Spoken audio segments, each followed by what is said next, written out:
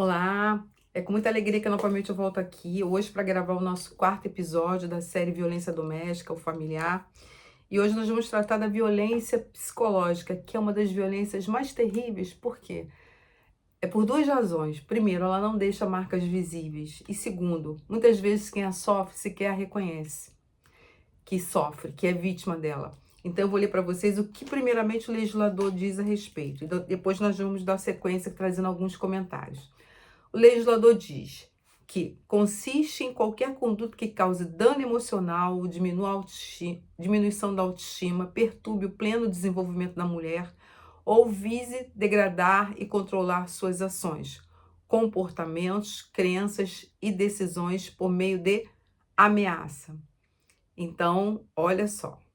Então, nós vemos ameaça, constrangimento, humilhação, manipulação ou isolamento. Então, só em ler o dispositivo da Lei 11.340 de 2006, Lei Maria da Penha, nós já vimos que existem aqui verbos terríveis. Olha, qualquer conduta que cause dano emocional, diminuição da autoestima, que é um exemplo de um dano emocional, perturbe o pleno desenvolvimento da mulher ou vise degradar e controlar suas ações, comportamentos, crenças e decisões por meio de ameaça, constrangimento, humilhação, manipulação ou isolamento.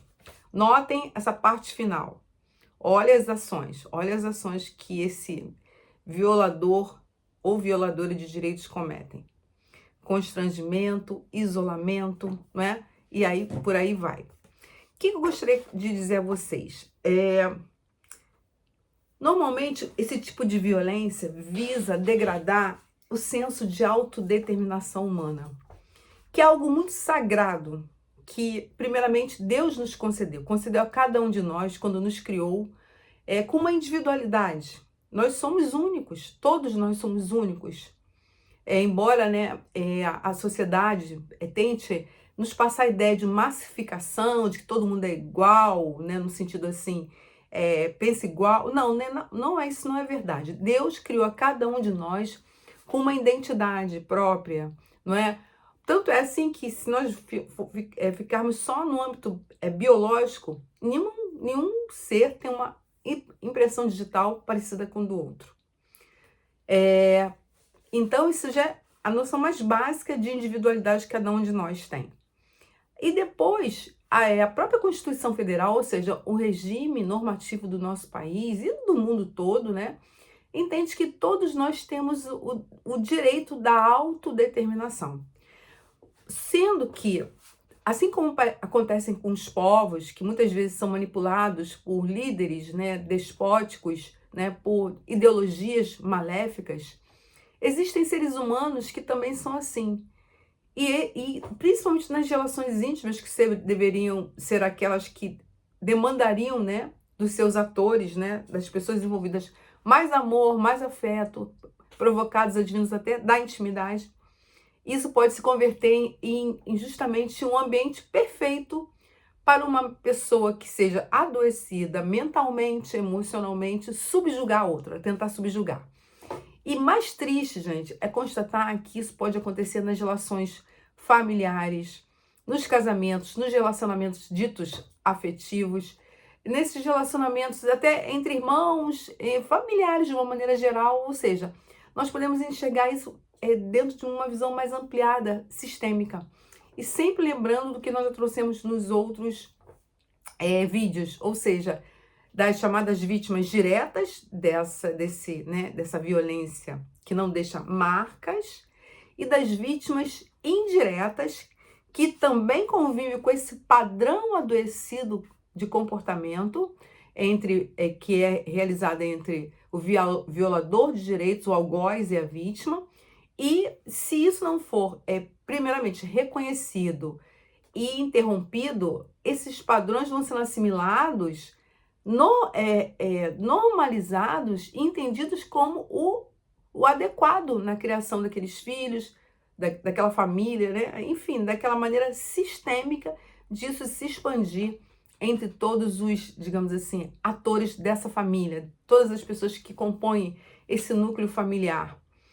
Então é algo assim gravíssimo. Eu fiquei pensando enquanto estudava, né, para falar com vocês assim, que tipo de adoecimento ocorre com um ser que entenda que o outro tem que se submeter a ele. E notem que os motivos criados por esses seres adoecidos, que aí eu não estou usando nem o gênero feminino ou masculino, seres, né? Podem ser mulheres também, que causem violências domésticas em familiares psicológicas a outras.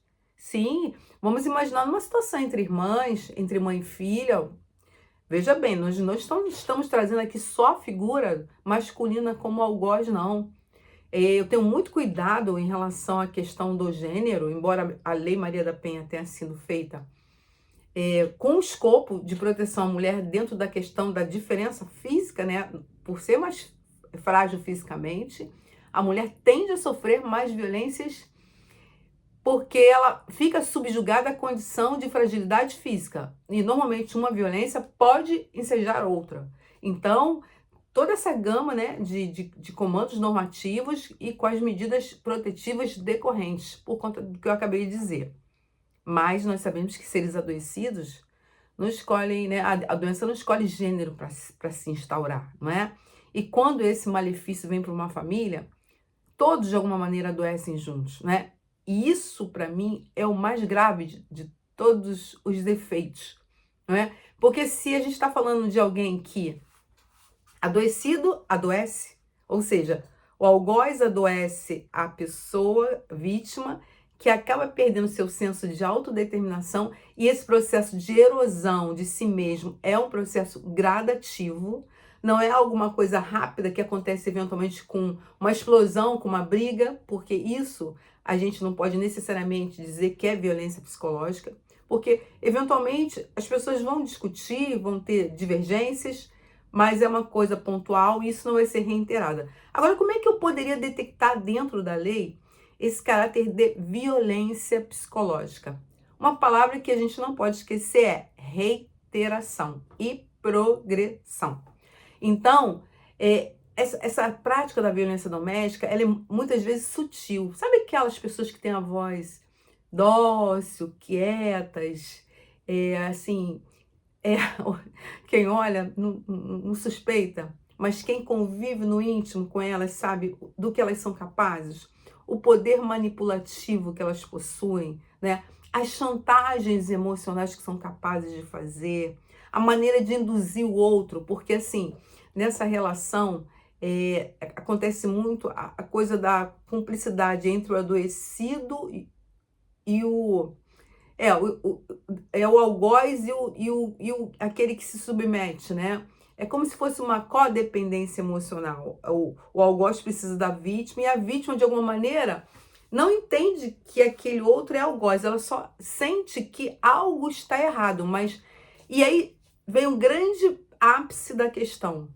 Ela entende que está errado, ou ele entende que está errado, mas pergunta-se, será que o problema sou eu? Será que eu sou a culpada?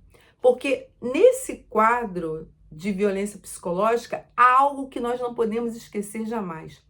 O violador de direitos, ou seja, o infrator que causa esse tipo de violência doméstica, ele joga toda a culpa para a vítima. A vítima, ela acaba se sentindo assim, totalmente atuante naquela situação que ensejou a acusação. Ou seja, eu só estou te protegendo, mas a sua família não é boa para você.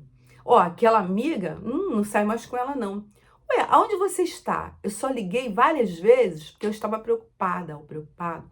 Então, assim, são muitas vezes falas que você, se ama a pessoa, se, né, gosta, se tem uma relação de afeto, começa a confundir. Será que é isso mesmo?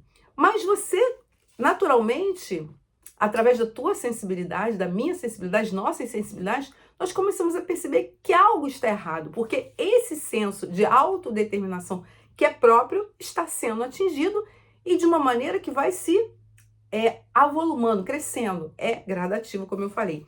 Então eu trouxe até aqui algumas colocações, né, que até uma característica que eu anotei que eu achei bem interessante, que é: qual é o principal propósito da violência psicológica? É a desorganização da percepção que o ser tem de si mesmo. Olha só, gente. É como se fosse algo planejado, e isso é muito cruel. Isso é muitíssimo cruel. E aí volto, né, ao que eu compartilhei com vocês. Estudar o perfil de uma pessoa que é capaz de fazer isso, não é? E pior, de maneira planejada, de maneira estratégica. Ou seja, desconstruir a segurança que a vítima tem sobre si mesma. Porque há um abalo aí, e esse abalo, como eu falei, em escala progressiva. E aí, exatamente, não é simplesmente uma discussão, é algo reiterado e progressivo. Então vamos lá, algumas formas. Controle, eu já falei, né? O controle do horário, o controle com quem vai sair, para onde vai, né? Se trabalha ou se não trabalha, se tem conta no banco sozinho ou não, ou seja, esse escopo de controle não é só no âmbito do ir e vir. Ele acaba se espraiando para todos os âmbitos da vida da pessoa. Se estuda, se não estuda. Você não precisa trabalhar. Não, fica tranquila. E aqui em casa não falta nada. Para que você vai trabalhar? Desconsiderando que o trabalho é algo maravilhoso. Desconsiderando que o trabalho nos faz nos sentirmos úteis e partes da nossa sociedade. E aqui, gente, eu queria abrir um parênteses, tá? Eu sei que muita gente acha que a visão do paraíso é algo maravilhoso, né? Ou seja, o paraíso, né? Até a visão bíblica do paraíso, a qual eu respeito muito e tudo mais, mas assim, nos foi incutida a ideia de que, de alguma maneira, no imaginário social coletivo, que ficar sem fazer nada é muito bom, que isso é paraíso. Não é real, isso não é real. Isso aí foi, né, sendo incutido, as pessoas começaram a acreditar e, de alguma maneira, muitos ainda demonizam o trabalho como se fosse algo contrário à evolução humana, quando, na verdade, é bem ao contrário disso que eu acabei de falar.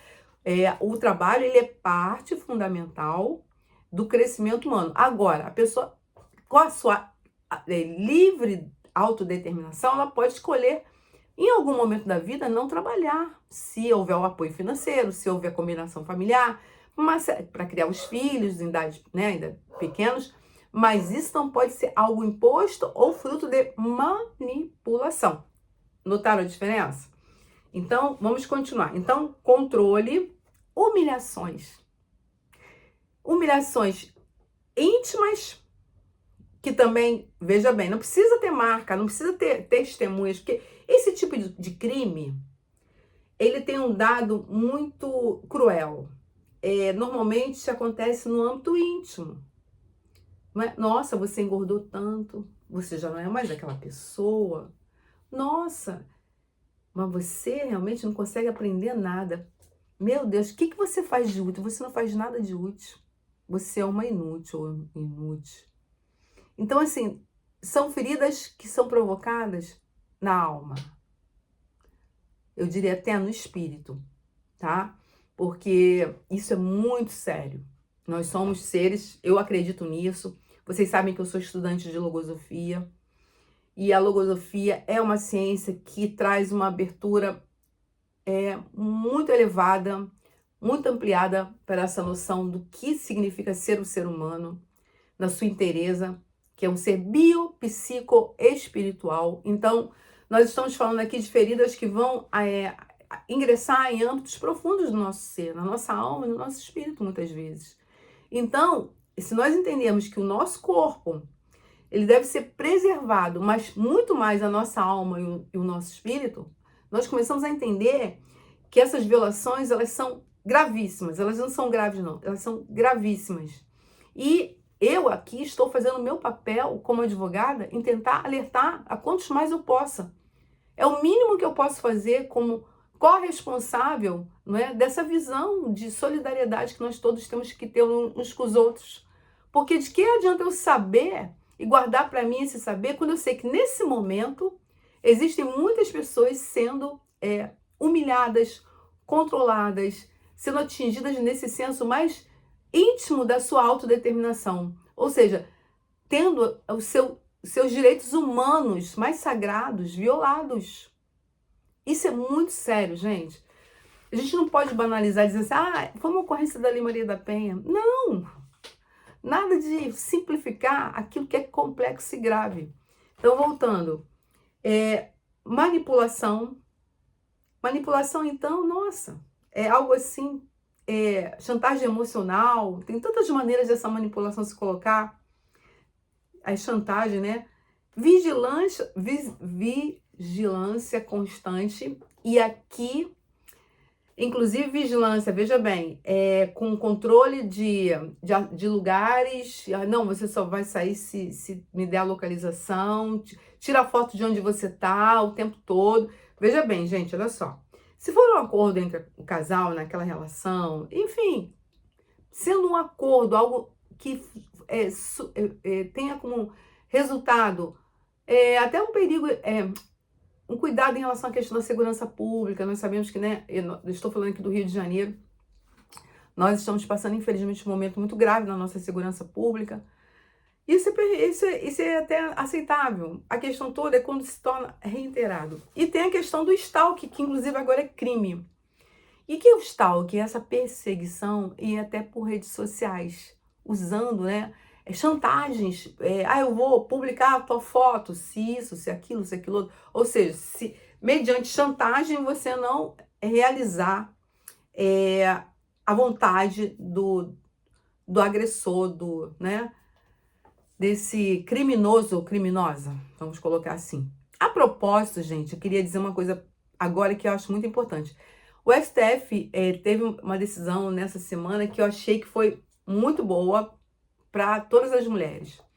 Ele ampliou a aplicação da Lei Maria da Penha para fora, para além do âmbito familiar. Então, esse crime de stalk, ou seja, essa perseguição que pode se configurar uma violência psicológica, não é só para quem está ali, né, numa relação íntima, familiar, não. Para qualquer mulher que a sofra. Ela pode contar agora com as medidas protetivas da Lei Maria da Penha, que são muito mais contundentes e eficazes do que as previstas no Código Penal. Então, é um avanço em relação à proteção feminina. Isso aí, não é? Nós sabemos que temos que festejar, porque vai fazer com que, né, esses doentes, né, esses adoecidos, essas pessoas adoecidas, né, colocar assim dessa maneira, porque a gente tem que ter muito cuidado de tratar com a questão do gênero, né? Seres adoecidos, né? Pensem melhor antes de perpetrar qualquer prática delitiva, né, tendente a essa exposição, essa humilhação, essa chantagem, esse flagelo emocional que causa a uma mulher. E aí, eu até coloquei aqui uma pergunta, né? Que é justamente como é que a gente poderia fazer, né? Quais seriam, né, as atitudes corretas? Volto a dizer, né? As delegacias, as DEANs, né?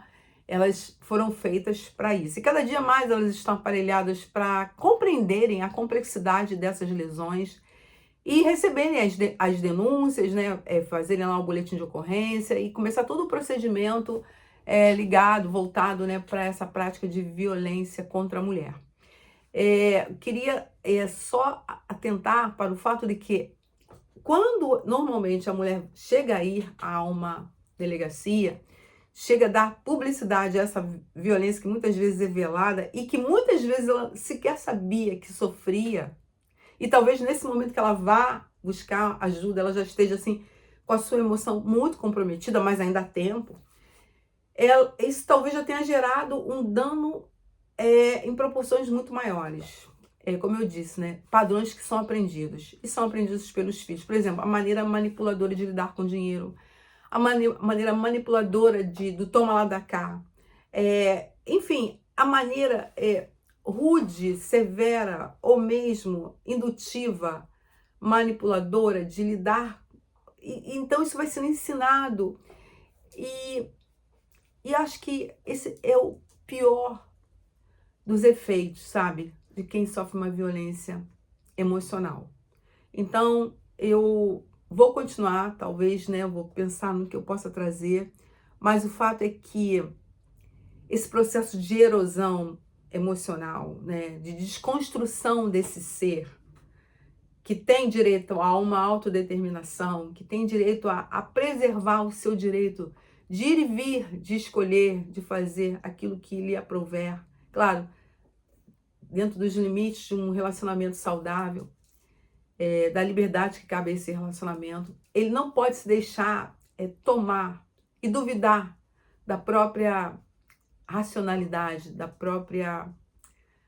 próprias emoções, do próprio senso, né, de juízo próprio, né, desse direito de escolher, porque a impressão que eu tenho quando eu falo sobre isso é que o objetivo desse algoz é tornar o outro tão desacreditado de si mesmo que ele sofre uma espécie de dependência emocional constante e que ele comece a duvidar de tudo o que ele pense ou o que ele sinta, e que ele não consiga ou ela não consiga fazer mais nada que não seja antes, né, depois de obter o consentimento, a permissão ou a visão desse ser que gera esse estado de adoecimento na vítima de violência emocional. Então eu fico por aqui, assim, toda vez que eu falo sobre esses temas, eu falo com um profundo pesar. É como se eu pudesse sentir, ao falar, as dores de muitas pessoas nesse momento. É algo assim, meio que avassalador, sabe? Assim, eu não consigo nem explicar em palavras, mas eu sinto.